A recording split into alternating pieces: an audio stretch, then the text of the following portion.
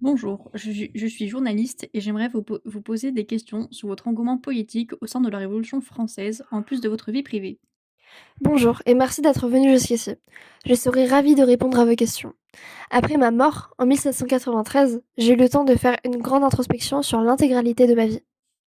Pour commencer, nous allons vous présenter. Vous vous appelez Manon Roland, vous êtes né le 17 mars 1754 d'un père maître graveur. Vous avez toujours été doté d'une grande aptitude pour les études dès votre plus jeune âge. Enfant précoce, vous vous passionnez d'ailleurs pour la lecture et lisez les philosophes des Lumières.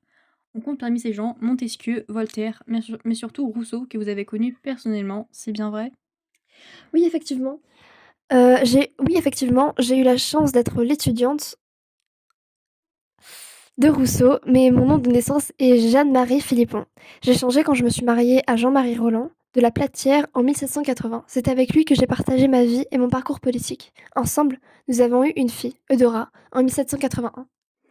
Parlez-nous de vos sentiments vis-à-vis de la Révolution avant la Terreur, vos débuts, ce que vous avez pu apporter. Eh bien, je suis révolutionnaire, comme vous devez déjà le savoir. Je suis même une des rares figures féminines de la Révolution. Je me souviens avoir détesté les nobles. J'ai pu les côtoyer jour après jour quand je suis allée vivre à Versailles après la mort de maman. Je le pouvais car je viens d'une bonne famille bourgeoise. Par la suite, dans ma vie de jeune adulte, j'ai très vite adhéré aux idéaux des républicains. C'est à travers mon salon que j'ai pu avoir un impact, à mon échelle bien sûr, en réunissant différents hommes politiques tels que Pession, Desmoulins, Brissot bien sûr, qui était un grand ami. Brissot a d'ailleurs par la suite aidé mon mari à devenir ministre de l'Intérieur. Je regrette... Non, c'est un vrai coupé. Quand vous dites restez à votre échelle, faites-vous référence au statut social que votre sexe vous impose? Absolument. Les hommes et les femmes ont chacun des places respectives. Même si je comprends bien qu'en 2023, cette idée peut vous paraître arriérée, j'ai pu avoir une influence sur la révolution depuis mon statut de femme. Le salon a eu un impact, bien sûr, mais ce n'est pas la seule chose que j'ai faite. Mon mari et moi avions formé une réelle équipe. J'ai coécrit ses discours comme j'ai pu, j'avais plus que lui le temps de prendre la plume, et je pense même toujours avoir pu rajouter les qualités qu'on ne connaît que trop bien à la femme dans ses écrits.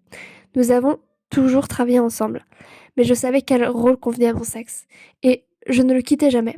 Les conférences se tenaient en ma présence, sans que je n'y prenne part.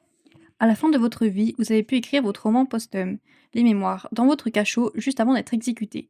Pourriez-vous, pour finir, vous exprimer sur cette bien sombre période? Eh bien, j'ai fini par avoir honte de la Révolution. Nous parlions tous de liberté, mais tout a fini dans un bain de sang. Dans un bain de sang. Je porte bien sûr, Marat et Robespierre parmi les responsables de cette catastrophe. Nous les Girondins, avions proclamé la fin de la démocratie avant qu'elle ne devienne trop radicale. Ils voulaient tuer le roi, ils voulaient tuer Annette, ils voulaient tuer tous ceux qui n'étaient pas d'accord avec eux. Et ils l'ont fait. Ils ont semé la terreur, et ça m'a coûté la vie. Je ne la vois plus, la liberté, dans cet horrible monde qu'ils ont créé. C'est la fin.